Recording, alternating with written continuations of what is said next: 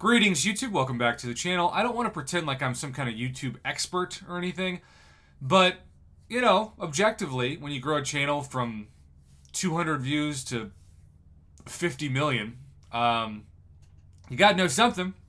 And I could not make another YouTube video.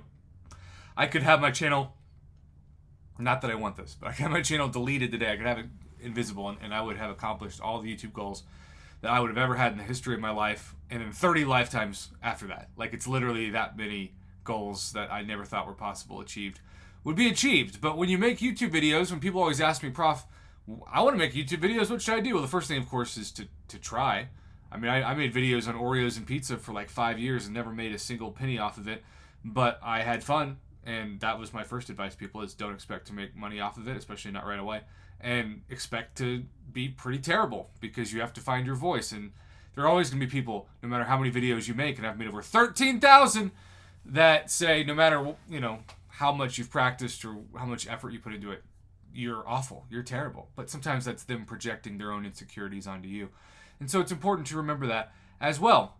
I start this video with that because I made a prediction, and sometimes my predictions go horribly wrong.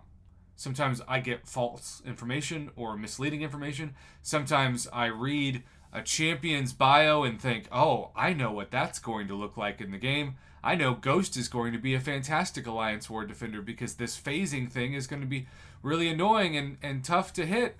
And then I turned out to be completely wrong. Although the phasing part of it was sort of accurate, it was just more applicable to Kitty Pryde than it was to Ghost.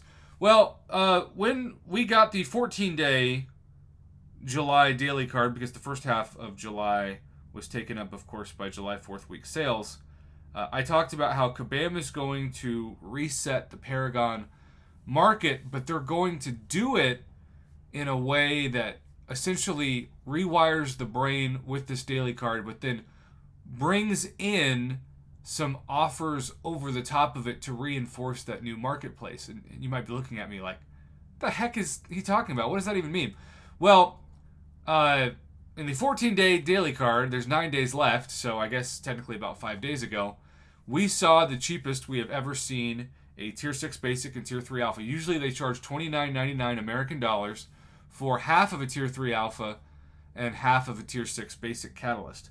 Well, $30 for the Paragon Daily Card got you a fully formed, which of course is twice the value, plus 14 Paragon crystals, plus, most importantly to me, the thing that really guaranteed, I think it was a 25% Tier 6 Class Catalyst Fragment Selector.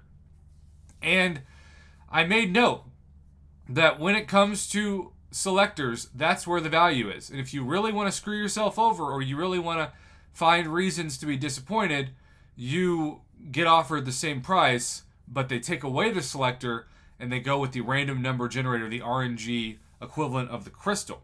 Well, what do you know? That prediction happened to come true way sooner than I thought it would be. I was talking about somehow in the next month that would be the case. It's not even been 7 days since the Paragon Daily Card was released, a Paragon Daily Card that I graded the highest grade that I could give a daily card, and of course rushed to purchase it myself with my own wallet man, my own unit man credit card.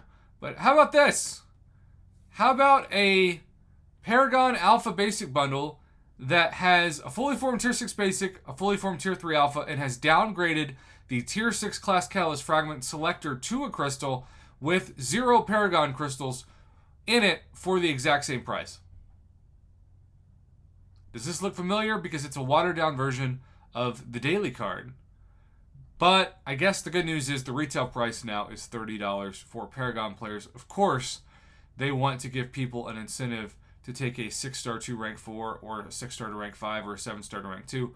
And so they're going to limit it not just to 1 or 2, but in this case to 4.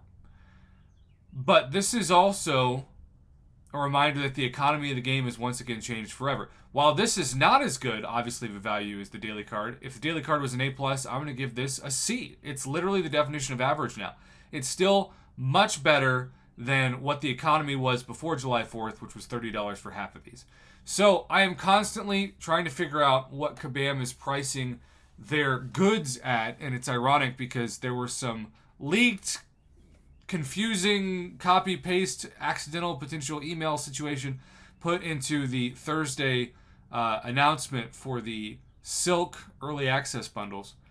And that talked about how one of the advantages of this game versus other games is that they know what each item is worth in the economy of the game itself. And I do agree that if you don't and you're not consistent, that makes it harder for players to know what's a good deal and what's not. Now, obviously, Kabam's always going to want me to give them a high grade on their offers, and I'm never going to do that.